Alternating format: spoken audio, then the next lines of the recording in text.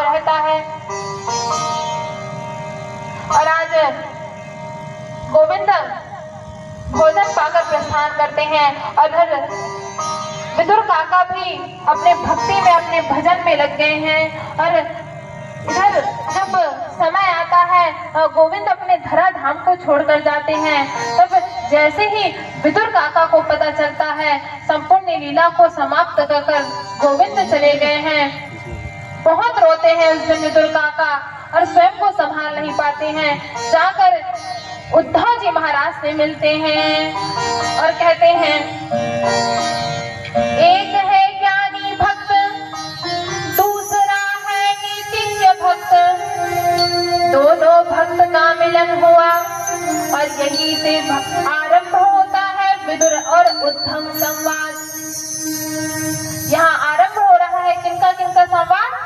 विदुर और उद्धव का संवाद। प्रेम से बोलिए राधा रानी सरकार की, राधे राधे। आवाज कम हो गया। राधे राधे। जोश के साथ भाई, पहले में ही जोश दिला दिया करो कि दूसरे में बोलने की आवश्यकता न पड़े। तो कहते हैं कि विदुर जी को जब पता चला कि गोविंद धरा धाम को छोड़कर चले गए हैं, उद्धव के पास पहुंचते हैं और कहते हैं उद्धव से मिलन हुआ विदुर का, और दोनों एक ज्ञानी भक्त है, एक नीतिज्ञ भक्त है। विदुर नीति के ज्ञाता है और एक उद्धव ज्ञान के ज्ञाता है, ज्ञान को जानने वाले हैं। और दोनों का मिलन होता है। और इधर आदरणीय सुखदेव जी महाराज कहते हैं कि जब विदुर और उद्धव मिले तो कहते हैं दोनों के कंठ अवरुद्ध हो चुके थे, क्योंकि गोविंद जा चुके थे। और जब दोनों भक्त आपस में मिलते हैं, दोनों की अश्रुधारा प्रवाहित होने लगी, दोनों एक दूसरे से गले मिलकर फूट फूट कर रोते हैं। गोविंद चले गए थे और बताते हैं उद्धव महाराज कि जब गोविंद गए ना तो अंत में उन्होंने आपको याद किया था। जिस समय गोविंद इस धरा धाम को छोड़कर जा रहे थे ना, गोविंद ने आपको याद किया था। गोविंद ने कहा था, हे उद्धव, विदुर काका को कहना कि मैंने उन्हें याद किया है। बता देना कि मैत्रेय जी से मिलकर आए, क्योंकि मैत्रेय मुनि बड़े ज्ञानी संत हैं और जाकर उनसे मिलकर आए, इस प्रकार से बता देना। और आज बताते हैं उद्धव जी महाराज की आपको मैत्रेय मुनि से मिलने का आदेश प्राप्त हुआ है गोविंद से। और अब मैं तो कुछ नहीं बता सकता, मेरे अंदर क्षमता नहीं है, शक्ति नहीं है कि मैं कुछ बता सकूं, लेकिन मैत्रेय मुनि से मिलकर आपको बहुत अच्छा लगेगा। और विदुर जी को मैत्रेय मुनि के पास भेज दिया गया और जैसे ही जाकर मैत्रेय मुनि से मिलते हैं, मैत्रेय मुनि इतने बड़े संत, इतने बड़े ब्राह्मण, कहा विदुर दासी का पुत्र, यादव पुत्र है विदुर, और कहा मैत्रेय मुनि इतना बड़ा संत, इतने बड़े ब्राह्मण, और जैसे ही देखते हैं विदुर जी को तुरंत गले से लगा लेते हैं, हृदय से लगा लेते हैं। देखिए संत की महिमा, देखिए संत का हृदय करुणावान होता है। और कहते हैं जाति पाति पूछा ही नहीं कोई, हरि को भजे सो हरि का कोई। हरि का भक्त कभी जाति पाति नहीं पूछता, जो हरि को भजता है वो हरि का हो जाता है। गोविंद कभी वो जाति पाति नहीं पूछता कि तुम इस जाति को के हो तो तुम्हें स्वीकार करूंगा वरना नहीं करूंगा, वो कभी जाति पाति नहीं पूछते। गोविंद का भजन करो, गोविंद के हो जाओगे। और कहते हैं जैसे ही मैत्रेय मुनि ने देखा, उन्हें हृदय से लगा लिया और परमात्मा से जिसका संबंध जुड़ गया हो उसे फिर और किसी संबंध की आवश्यकता नहीं होती। उन्हें तो फिर संतों का संग, भक्तों का संग ही मिलता है। और आज मैत्रेय मुनि विदुर जी मैत्रेय मुनि से मिलकर प्रश्न करते हैं और क्या पूछना चाहते हैं, पूछते हैं कि मैं यह जानना चाहता हूँ प्रभु कि जो यह सृष्टि है उसे परमात्मा क्यों बनाते हैं, इस सृष्टि को परमात्मा क्यों बनाते हैं? क्योंकि इस सृष्टि में कोई दुखी है, कोई सुखी है, कोई अमीर है, कोई गरीब है, कोई बड़ा है, कोई छोटा है, कोई काला है, कोई गोरा है, कोई मोटा है, कोई पतला है। इस सृष्टि में सब अलग अलग प्रकार से हैं। तो परमात्मा की सृष्टि को बनाए हैं तो सबको समान क्यों नहीं बनाते? कोई बड़ा है तो वो सीना तान कर चल रहा है कि मैं ही बड़ा हूँ, कोई गोरा है तो वो सीना चौड़ा करके चल रहा है, मैं इतना गोरा हूँ। कोई काला है तो वो फेरा लपटी को लगा रहा है, मैं भी गोरा हो जाऊं। तो ऐसे सृष्टि परमात्मा बनाते ही क्यों है? कहते हैं कि इस परमात्मा के सुख और दुख परमात्मा बनाते ही नहीं है, परमात्मा सबको समान बनाए हैं। तब कहते हैं को न काहू को सुख दुख कर दाता, निज कृत कर्म भोगी सब भ्राता। कोई किसी को सुख नहीं देता, कोई किसी को दुख नहीं देता, सब अपना अपना कर्म करने आए हैं और सब अपना अपना कर्म भोग रहे हैं। यहाँ कोई किसी को सुख और दुख देता नहीं है। व्यक्ति कहता है कि इसने मुझे दुखी कर दिया, इसने मुझे सुख दे दिया। कौन सुख देता है किसी को? कौन दुख देता है? कोई नहीं देता। सब अपने मन की भ्रांति है। अरे किसी ने आपको गलत कह दिया तो तुम वो बोल रहा है, आपको क्यों परेशानी हो रही है? आप तो अपने अंदर में मस्त रहो ना, आप स्वयं में खुश रहो। चार लोग हैं, ये आपको कुछ अच्छा बोलेंगे, ये थोड़ा आपको थोड़ा छोटा कहेंगे, ये और छोटा कह देंगे, ये तो आपकी पूरी बुराई कर देंगे। अब चार लोग हैं, चारों ने अलग अलग कहा है आपको, ठीक है, चारों ने आपको अलग अलग कहा है, लेकिन आप तो अलग हो। आपको पता है आप कौन हो, चारों को पता है कि आप कौन हो। आप ज्यादा जानते हो कि ये चार लोग ज्यादा जानते हैं? कौन ज्यादा जानता है? हम स्वयं अपने को हम स्वयं ज्यादा जान सकते हैं, ना कि ये चार लोग। तो इन चार की बातों में क्यों आए? स्वयं में खुश रहना सीखें।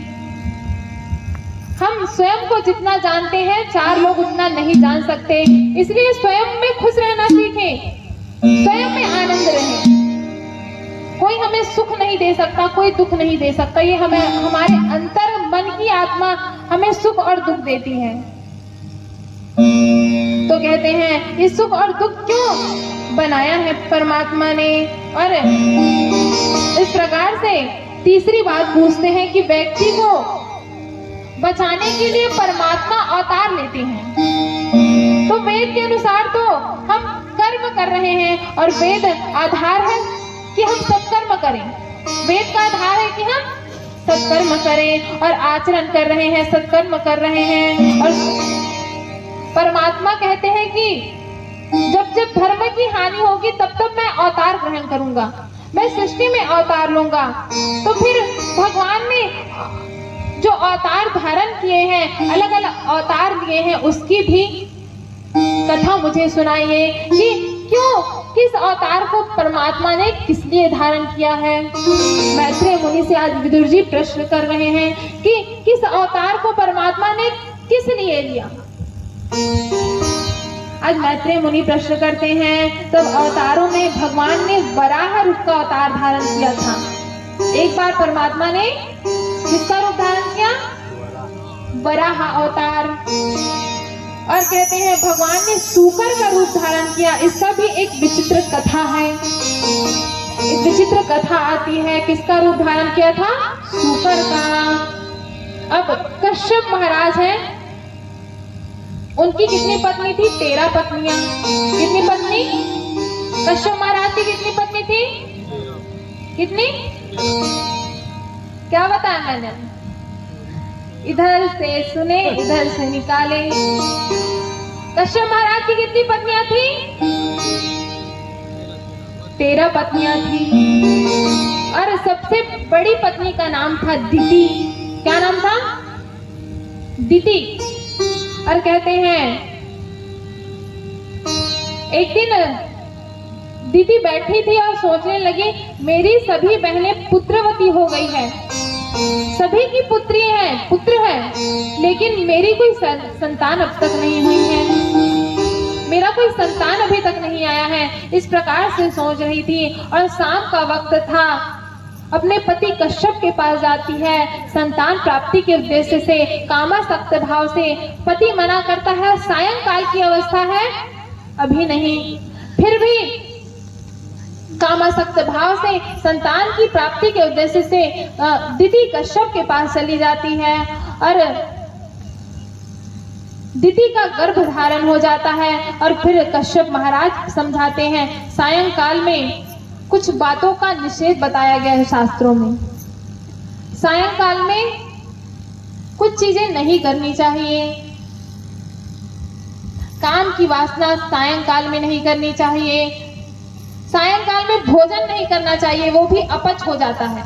सायंकाल में क्या नहीं करना चाहिए? भोजन नहीं करना चाहिए। सायंकाल में पढ़ाई भी नहीं करनी चाहिए। सायंकाल में पढ़ा नहीं जाता।